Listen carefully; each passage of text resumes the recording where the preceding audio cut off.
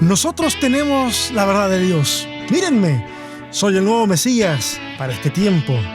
El pensamiento sectario nos ha acompañado en todo el proceso de evolución del fenómeno religioso. Pero ¿y si nosotros también somos parte de ese pensamiento sectario? Capítulo 51, sobre vivir con fe.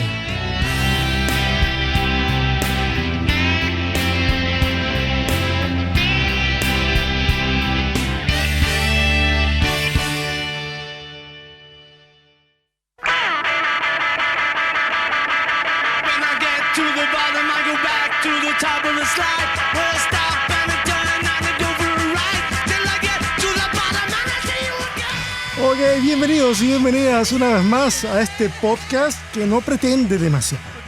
Solo pretende proponer un ángulo de visión de las cosas un tanto diferente, sí, y desde ahí esperar que se produzcan conversaciones en el mundo real, en el mundo que no es el podcast y que no es una red social, sino esas conversaciones en donde uno se mira a los ojos. Conversaciones que no se tratan de un monólogo, como es lo que yo estoy haciendo acá. Yo propongo una conversación, pero finalmente, como soy el único que está hablando, a menos que ustedes comenten, esto se transforma en un monólogo. Sino ese tipo de conversaciones que se dan en el mundo que interactúa cuando nosotros interactuamos con sociedad, con religión. Y ahora que lo pienso, a lo mejor sí es esperar demasiado de un podcast. Pero bueno, en fin. Escuchamos de fondo la canción Helter Skelter del mítico álbum blanco de los Beatles. Una canción que adquirió a principios de los 70s, en realidad fines de los 60s. Sí, un toque macabro. Y es que este asesino serial y autodenominado Mesías, que era Charles Manson, fundador, de hecho, de la secta que se llamó la familia Manson, The Manson Family, la usó de inspiración para ese movimiento y justamente en 1969 hizo que sus integrantes asesinaran a varias personas en California. En una de las escenas del crimen aparece escrito con la sangre de una de las víctimas el nombre de esta canción.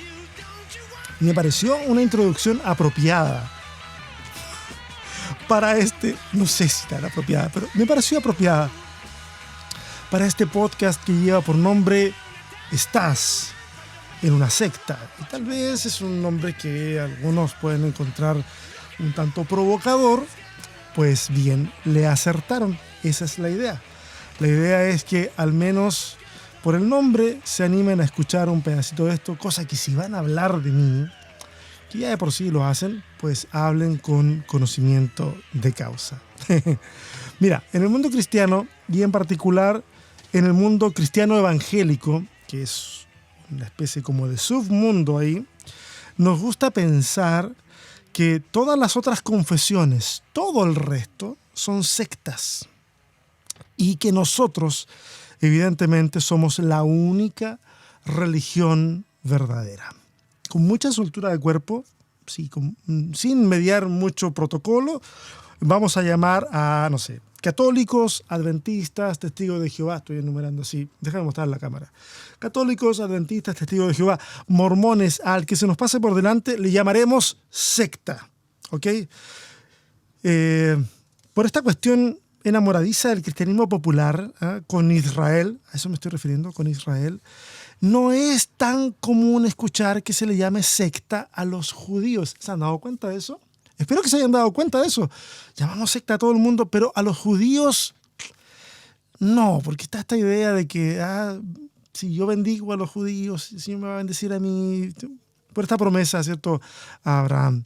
Tiempo habrá de comentar este asunto. Entonces ahí hacemos una especie de excepción a la regla. Pero de la relación del mundo evangélico y los judíos, en otra ocasión. Ya lo dije.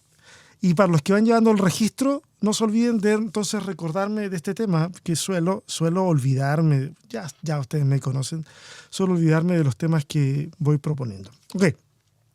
Metámonos a lo que nos convoca hoy, o a lo que pretendemos, hablemos de lo que pretendemos hablar el día de hoy. Ese es el asunto que quería decir. Ok, ¿Cómo definimos secta? Y, wait, esperen un momento, no se salgan del podcast, porque a lo mejor alguien va a pensar de que esto se trata de educarnos en torno a las sectas y su origen y bla, bla, bla. No se trata de eso. Les explico un poquito cómo va a ser la dinámica del asunto. Lo que quiero hacer es algo muy simple, es poner algunos elementos sobre la mesa que son comunes a la definición o a lo que hoy día se conoce como secta, y lo vamos a usar como espejo para mirarnos a nosotros mismos como colectivo religioso. O deja tú lo de colectivo religioso, como individuos religiosos que somos. ¿Está claro? Entonces vamos a esta pequeña definición que siempre va acompañada de un poquito de música docta. O música, no, está mal decir música clásica, ¿no? Porque esto no procede del periodo clásico. Pero llamémoslo así como música más antigua europea. No sé cómo definirla. Ok, el término castellano secta puede provenir del latín sequi, seguir, que se aplicaba a las escuelas de filosofía, de donde, entre paréntesis, de donde viene sectator y sectatorios, que significa adherente y seguidor. Se refiere a seguir a un maestro o líder. También se han planteado dudas sobre si proviene del latín secare, que significa cortar o separar. De secare provienen las palabras insecto y sector. En ambos casos está presente la idea de separación. Como los insectos tienen un cuerpo segmentado. ¡Ay, esa conexión la acabo de hacer! En el mundo antiguo se consideraban a los sectarios como personas que seguían las enseñanzas de un filósofo. Y escucha bien, los primeros cristianos fueron llamados secta de los nazarenos por los judíos. Al menos eso aparece registrado en Hechos, capítulo 24, verso 5. Ok, de esta definición podríamos afirmar, y esto ya estamos conversando, sin temor, la verdad que podemos afirmar sin temor a equivocarnos, que todas las ramas del cristianismo son, en el sentido estricto de la palabra, una secta. Y acá me atrevo a incluir, por supuesto, al catolicismo, aunque me consta que muchos, a lo mejor incluso los que me escuchan, no estarán de acuerdo con esta inclusión porque van a afirmar que es el protestantismo el que se desgaja del catolicismo, entonces solo el protestantismo sería secta y no el catolicismo. Pero la verdad es que eso sería asumir al catolicismo como la manifestación verdadera y unívoca del seguimiento al Cristo. Y esa es una definición que no comparto en lo absoluto. Entonces, aquí, a pesar de, y esto no es nada personal, con católicos, porque son mis hermanos, y es por eso que en este asunto aquí el disparo va parejo absolutamente para todos. Es más, mira, si quisiéramos hilar fino, si quisiéramos ir más ahí a fondo, el mismo cristianismo no sería otra cosa que una secta del judaísmo, que es como fue considerado en los primeros años. No se pensó, al menos no se pensó por parte de los no judíos que esto fuera una religión distinta, sino siempre se le vio como una secta del judaísmo. Ok, pero no es para allá que quiero llevar esta conversación, así que paremos ahí porque nos podemos poner a hablar de historia y no es para allá donde va este podcast. El caso es que hoy en día, hablar de una secta es hacerlo en la mayoría de los casos de una forma peyorativa, así como despreciativa, como si se estuviera hablando de un mal epíteto hacia un colectivo. Esa es una secta. ¿Okay? Yo creo que ustedes me van entendiendo. Y es por eso que no nos gusta que se nos llame secta y al mismo tiempo nos gusta llamar a otros movimientos, llamarles sectas. Pero independientemente de esas sutilezas semánticas, hoy quiero que nos aproximemos a la palabra secta desde el lugar más negativo, que es más o menos lo último que estuve hablando. Y quiero invitarles a asumir que unos más, unos menos, O sea, mayor cantidad o menor cantidad, a eso me refiero. Algunos más o menor. En el fondo todos somos o hemos sido parte de una secta, en mayor o menor medida. No quiero entrar a los aspectos doctrinales. Hoy no voy a hablar de doctrina, ni tampoco me voy a poner teológico. Quiero ir por otra parte. Porque eso la verdad que puede ser un excelente tema para poder definir a nivel doctrinal o de la ortodoxia qué es lo que es una secta y bla, bla, bla, bla. Hoy quiero centrarme en aspectos sociológicos del tema, socioantropológicos del tema. Y para eso me he valido de una clasificación que encontré por ahí, la encontré interesante, la vi y la desarrollé un poquito más. Pero me pareció buena la forma en que se apuntaron 5 elementos que son característicos de la mayoría, si no de todas las sectas, al menos de las occidentales que vemos con regularidad. Por supuesto que todas estas características, estos elementos están relacionados entre sí y algunos están estrechamente relacionados como en algunos pares. Aunque no se forman pares perfectos, pero sí hay algunos que tienen más, se ve que tienen más simpatía con uno que con otro, pero 5 elementos que son propios de las sectas. Y voy a ser muy ordenadito hoy, voy a enumerar, voy a decir número 1, número 2. Ok, número 1. Estructura altamente jerarquizada. Las estructuras jerarquizadas, evidentemente, son buenas para mantener el control, al mismo tiempo que crean en el resto el deseo de escalar en la organización, lo cual evidentemente fideliza a los que se están iniciando en esa agrupación. Todos quieren ese lugar especial, reservado solamente para unos pocos. Se observa con admiración a la distancia eso. Y como parte de esta estructura, ¿cierto? Jerarquizada o piramidal, es posible ver a un líder, usualmente es un líder que se alza controlando toda esa estructura y que se muestra en realidad, tiene un halo de mesiánico. Él es el intermediario, él o ella son los intermediarios o al menos el vínculo con la deidad. ¿Ok? No me voy a detener en estas, voy a tratar de dejar mi reflexión para el final. Número 2, segunda característica o segundo elemento de movimientos sectarios, una fuerza gravitacional hacia el grupo. ¿Okay? Una fuerza gravitacional hacia el grupo secta, a eso me refiero.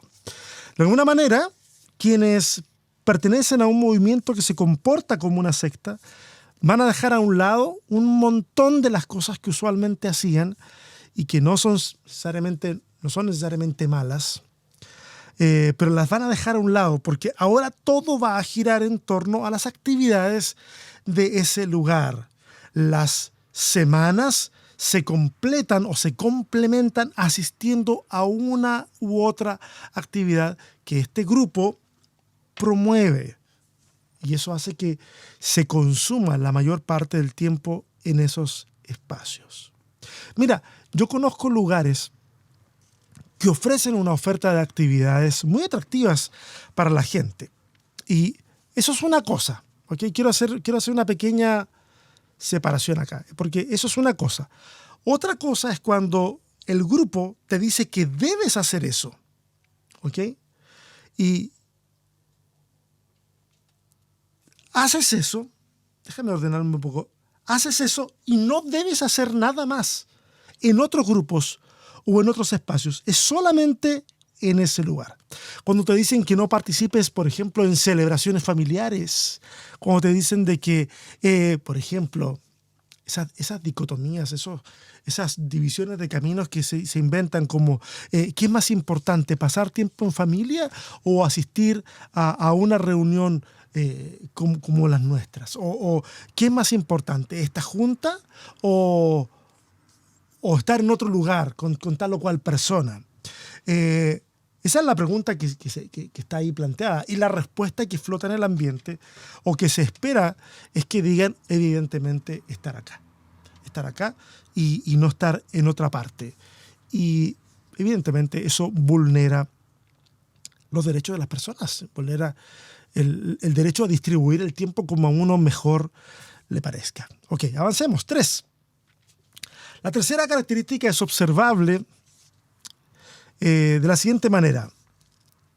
Las decisiones que afectan a todo el grupo pasan por una sola persona o por un grupo muy pequeño de personas y son decisiones tajantes. ¿Ok? Las decisiones son decisiones que en muchos casos se van a presentar como que vienen de lo alto. Y evidentemente esas decisiones no pueden ser cuestionadas porque si lo haces, vas en contra de la visión o manifiestar rebeldía o simplemente no estás en el nivel espiritual para entenderlas. ¿Ok? Entonces, si tú cuestionas, caes dentro de esa categoría. Porque en realidad no hemos sido llamados a entender, sino a obedecer. Evidentemente, esto adquiere una fuerza muy grande cuando esas decisiones son aplicadas. Esas decisiones, en este caso, serían decisiones interpretativas, ¿ok?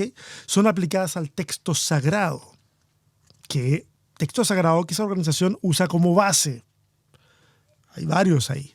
Porque las interpretaciones que emanan de ese líder van a ser evidentemente la correcta interpretación. Número 4. Administración de la vida personal. Decisiones como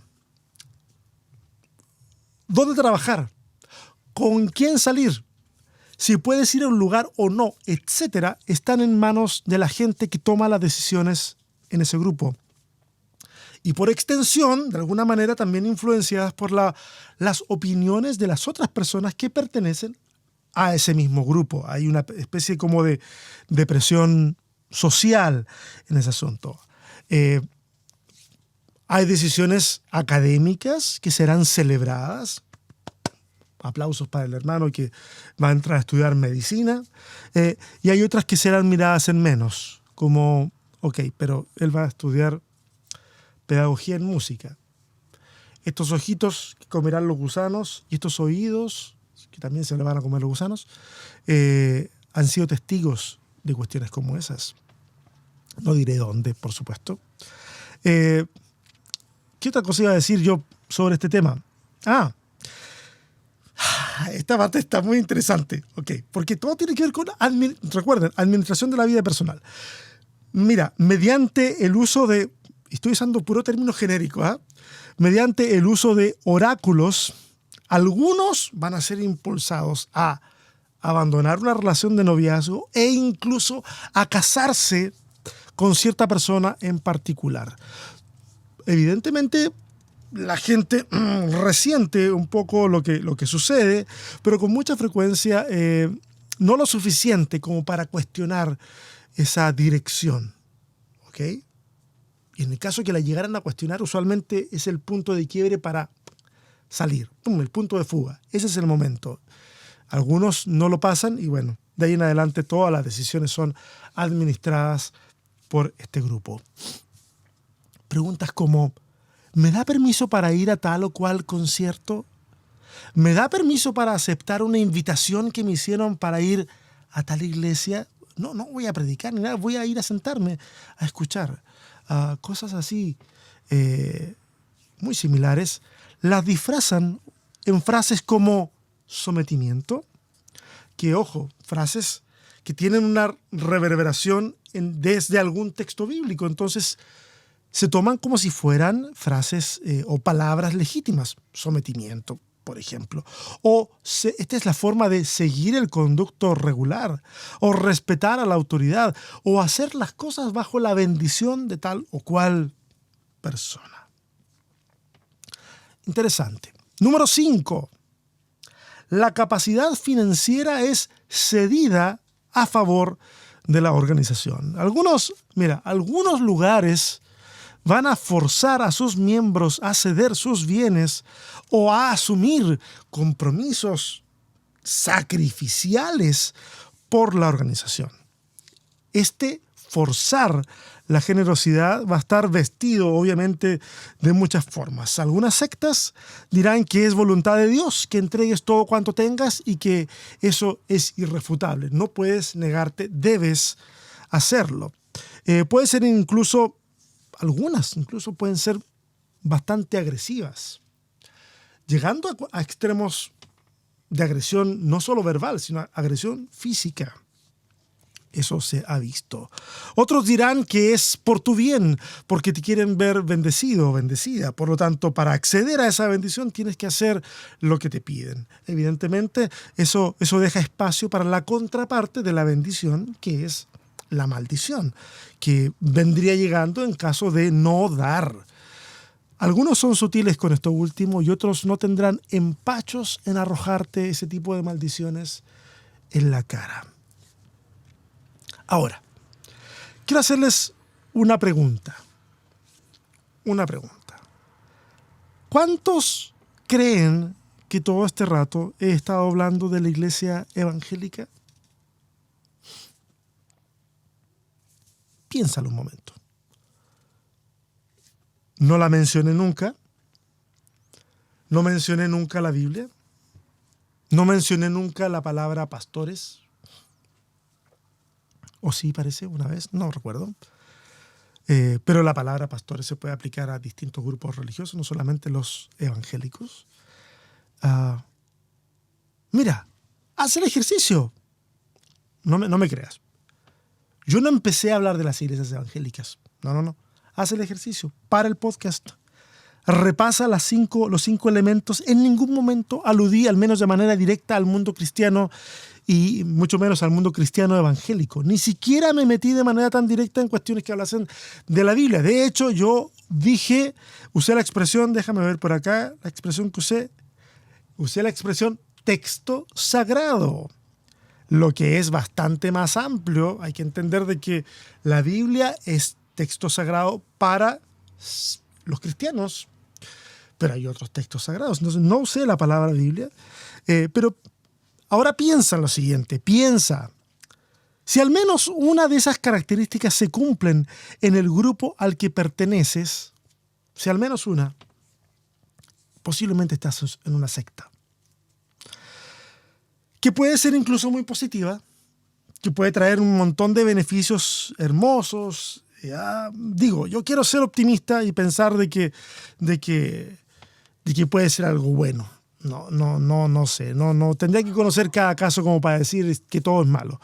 Pero desde mi lugar acá, todos pueden, como siempre, estar de acuerdo o en desacuerdo conmigo. No necesitan mi permiso, ni muchísimo menos. O sea, yo parto de la base de que este podcast puede ser resistido en la mayoría de los casos.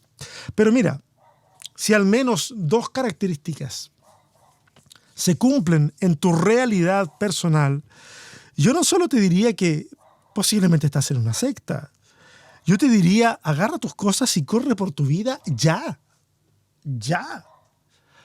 Porque el resto de los elementos, a lo mejor no los has observado, pero a lo mejor ya están ahí presentes. O si no estuvieran, seamos optimistas, digamos, no están, van a llegar. Lo más probable es que vayan a llegar. Ya les he contado en mis redes sociales que durante este tiempo de cuarentena he hablado con un montón de gente que debido a la cuarentena, al encierro, ha tenido que quedarse en su casa y debido a eso, al menos al principio, se vieron lejos de todos los elementos de control de distintas sectas, o hablemos ahora de grupos religiosos. Y eso les permitió analizar su lugar en la vida espiritual, o su vida espiritual desde ese lugar y desde otros ángulos. Les permitió tomar distancia de los sistemas y recobrar algo de objetividad. Lo he dicho 1000 veces, la objetividad es una quimera, pero algo de objetividad para acercarse nuevamente a esos grupos, pero como desde fuera. En algunos casos esas personas me han hablado y me han dicho, necesito hablar en este caso voy a ser muy directo, ¿Ok?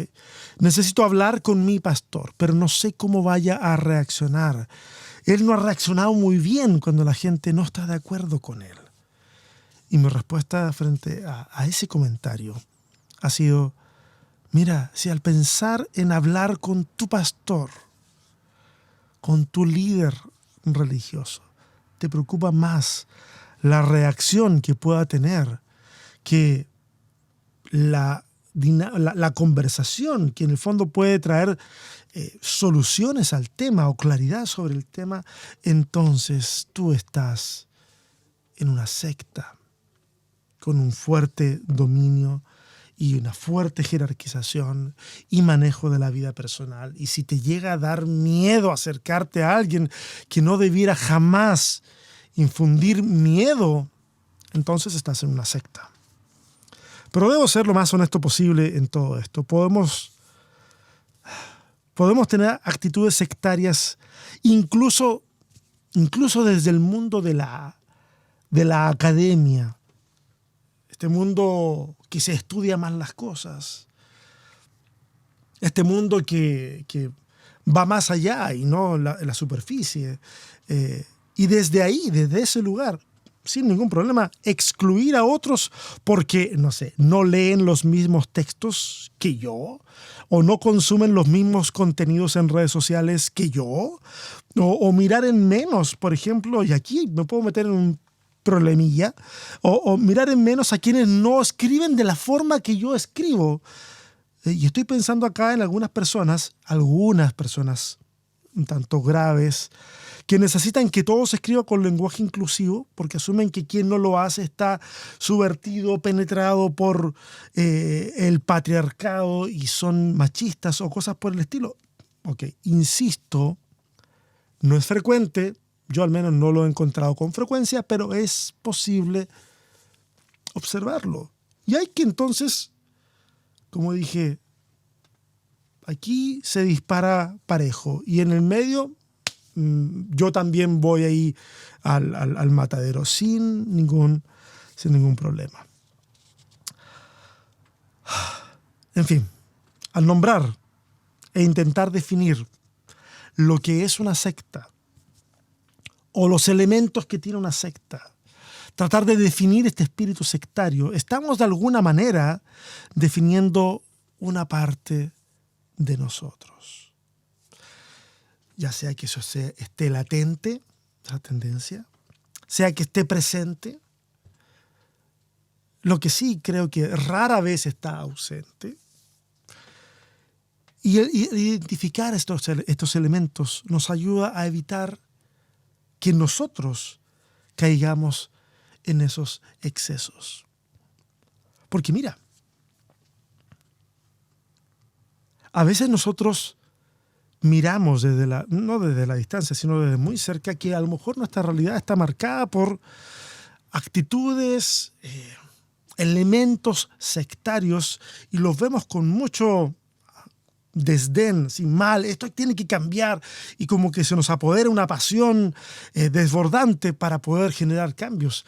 Y resulta que al poco tiempo tratamos de generar esos cambios, y lo que ocurre es que la propuesta que nosotros terminamos haciendo termina siendo tan sectaria como esa al cabo de un tiempo, en donde critico al que se alza o que pretende alzarse con la verdad, pero yo hago exactamente lo mismo desde este otro lado y sigo trabajando en las mismas dinámicas. Es por eso que es importante nombrarlo, notarlo, no solo en el resto, en nosotros. Porque aquí adentro está este germen que quiere también lograr la notoriedad, el control. Pareciera que esto estuviera en nuestra naturaleza. No lo sé. Mira, una invitación hacia el final de este capítulo. Evita cualquier ideología que pretenda, en nombre de Dios o de cualquier otra cosa, en nombre de cualquier otra cosa. Evita cualquier ideología que pretenda alienarte de la realidad, desconectarte de la realidad, de la vida común y corriente. La vida no puede ser definida en términos de una religión. No. Ni siquiera la vida espiritual puede ser plenamente definida en términos de una religión. Y esto puede sonar, ahora que lo menciono, puede sonar un poquito grave para mucha gente, porque la única forma en que han concebido desarrollar una relación con Dios, desarrollar una espiritualidad, es a través de una religión que les dice exactamente qué hacer y exactamente qué no hacer. Y debo decir, para mucha gente eso funciona. No pretendo que todo el mundo diga, para mí no funciona y que esto se transforme en un caos. No lo pretendo, pero sé que hay gente que necesita escuchar esto porque sabe en su interior que no encaja en ese sistema. Entonces, por favor, no estoy diciendo que todos tienen que hacer esto. Hay gente a la que ese sistema, donde le dicen exactamente qué hacer, le sirve bastante bien. No es mi caso y sé que no es el caso de muchos de los que escuchan Sobrevivir con Fe. Nuestros héroes, predicadores, conferencistas, etcétera, son tan falibles como tú y yo. Tal vez incluso más. Digo más porque a más palabras, a más exposición en redes, en predicaciones, en mil y una cosa, pues más riesgo de regarla.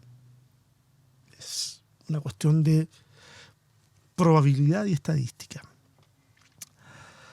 Si vas a dar, por favor, que sea movido por la generosidad y en un acto 100% voluntario. Y tranquilo, tranquila, Dios